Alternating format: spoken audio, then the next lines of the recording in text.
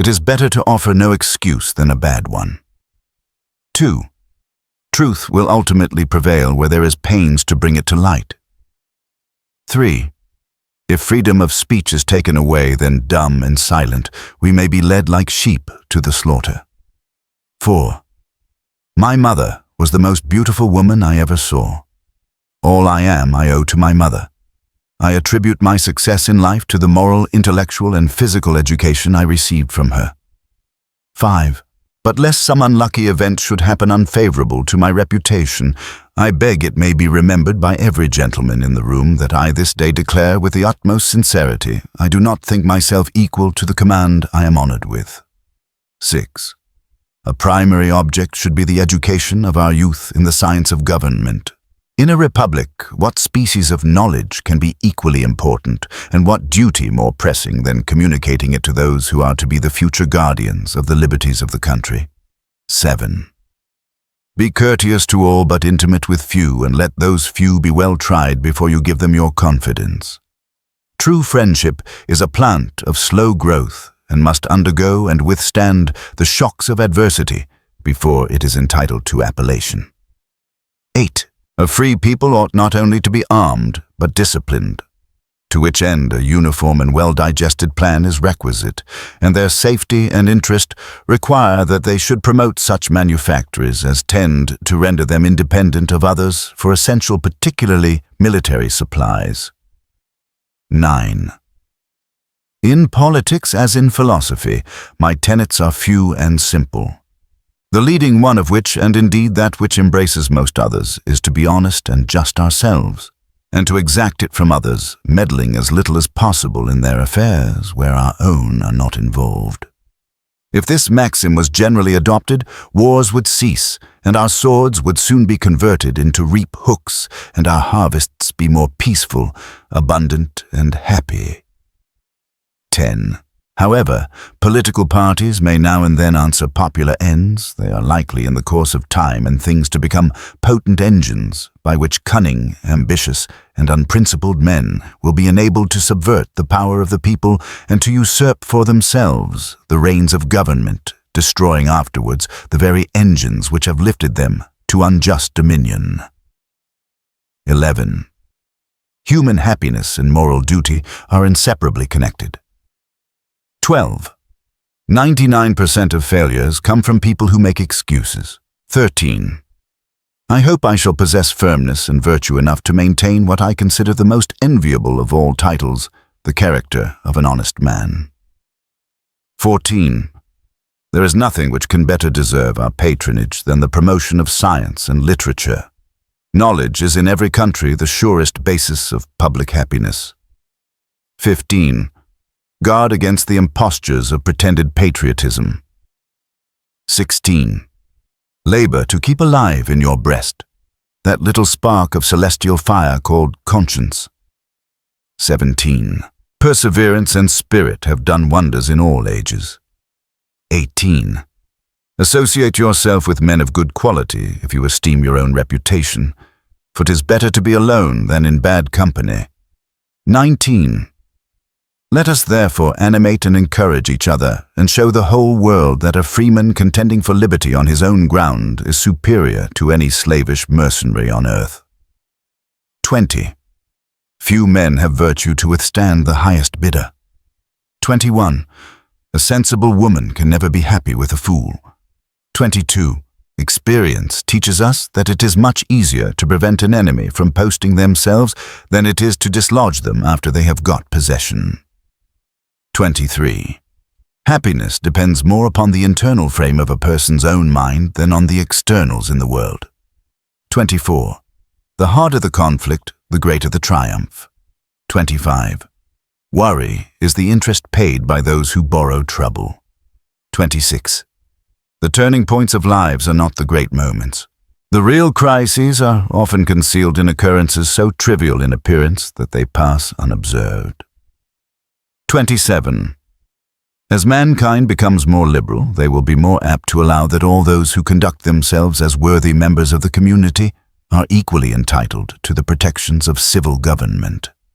I hope ever to see America among the foremost nations of justice and liberality. 28. If we desire to avoid insult, we must be able to repel it. If we desire to secure peace, one of the most powerful instruments of our rising prosperity, it must be known that we are at all times ready for war. 29. I conceive a knowledge of books is the basis upon which other knowledge is to be built. 30. A good moral character is the first essential in a man. 31. Submit your sentiments with diffidence. 32. Let your behavior be such as becomes a man of sense, steady and composed and attentive to what is said. Do not contradict at every turn. 33. Do not think that fine clothes make fine men any more than fine feathers make fine birds. A plain, genteel dress is more admired and obtains more credit than lace and embroidery in the eyes of the wise and sensible. 34. Let your heart feel for the afflictions and distresses of everyone, and let your hand give in proportion to your purse, remembering always that not only the giver, but the receiver is blessed. 35. Do not instruct your equal in the art which he himself pursues. 36. Do not play too much at any one game, for even the best players will sometimes lose. 37. The hours allotted to study, if really applied to it, instead of running up and down the stairs and wasting in company with everyone that talks with you, will enable you to make a considerable progress in the branch you have marked out for yourself. 38. Speak little but on the most important subjects, and master the subject thoroughly. 39. Do not sleep when others speak. Do not sit when others stand. Do not speak when you should be silent. Do not go when others stop. 40. Do not give advice unless asked, and when desired, make it short. 41. System in all things should be aimed at, for in the execution of it lies the great difference between a good and a bad plan. 42. Do not begin what you cannot finish, but always be careful to keep your promises. 43. To contract new debts is not the way to pay off the old ones. 44. Rise early that by habit it may become familiar, agreeable, healthy, and profitable. It may for a time be irksome to do this, but that will wear off, and the practice will produce a rich harvest forever after. 45. No practice is more dangerous than that of borrowing money. 46. System in all things is the soul of business. To discuss with deliberation and to execute with dispatch is the way to carry it on successfully. 47. Not the lowest priced goods are always the cheapest. The quality is or ought to be the object of the buyer as well as the price. 48. The company in which you will improve most will be least expensive to you. 49. Men's opinions are to be known or guessed at by their actions. 50. We must take human nature as we find it. Perfection falls not to the share of mortals. 51. Good company will always be found less expensive than bad company. 52. It is easy to make friends, but very difficult to get rid of them, however irksome and unprofitable they may prove after we have committed ourselves to them. 53. The surest way to make a man your enemy is to tell him that you esteem him such. 54. Better to have few good men than many indifferent ones. 55. When a man does all he can, though it succeeds not well, do not blame him. 56. With pleasure I receive the reproof, for when reproof is deserved. No one can accuse me more than I accuse myself, nor desire more heartily the reformation than I do myself. 57. Paper money has had the effect in your state that it ever will have, to ruin commerce, oppress the honest, and open the door to every species of fraud and injustice. 58. Having now finished the work assigned me, I retire from the great theatre of action. 59. The ways of the gods are inscrutable, and their justice not to be scanned by the shallow eye of humanity, nor to be counteracted by the utmost efforts of human power, or wisdom resignation, and as far as the strength of our reason and religion can carry us, a cheerful acquiescence to the divine will is what we are to aim. 60. To be prepared for war is one of the most effectual means of preserving peace. 61. The love of liberty is interwoven with every ligament of your hearts. No recommendation of mine is necessary to fortify or confirm the attachment. 62. There can be no greater error than to expect or calculate upon real favors from nation to nation. 63. I will make it the most agreeable part of my duty to study merit and reward the brave and deserving. 64.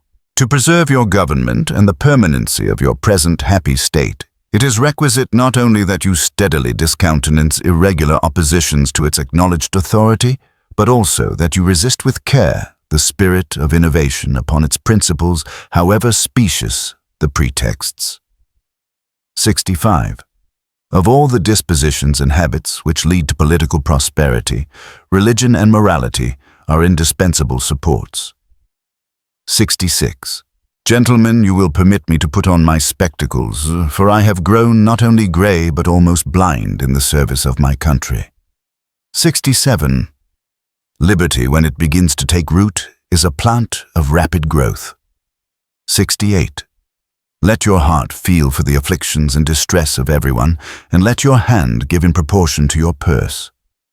69. There is a destiny which has the control of our actions not to be resisted by the strongest efforts of human nature. 70. A man's intentions should be allowed in some respects to plead for his actions. 71. We must consult our means rather than our wishes. 72. Real men despise battle but will never run from it. 73. To persevere in one's duty and be silent is the best answer to calumny. 74. We should not look back unless it is to derive useful lessons from past errors and for the purpose of profiting by dearly bought experience. 75. Let your conversation be without malice or envy, for it is a sign of a tractable and commendable nature, and in all cases of passion admit reason to govern. 76. There is nothing which can better deserve your patronage than the promotion of science and literature. 77. Bad seed is a robbery of the worst kind, for your pocketbook not only suffers by it, but your preparations are lost, and a season passes away unimproved. 78. Respect for its authority, compliance with its laws, acquiescence in its measures are duties enjoined by the fundamental maxims of true liberty. 79. The very idea of the power and the right of the people to establish government presupposes the duty of every individual to obey the established government. 80. The alternate domination of one faction over another, sharpened by the spirit of revenge natural to party dissension, is itself a frightful despotism.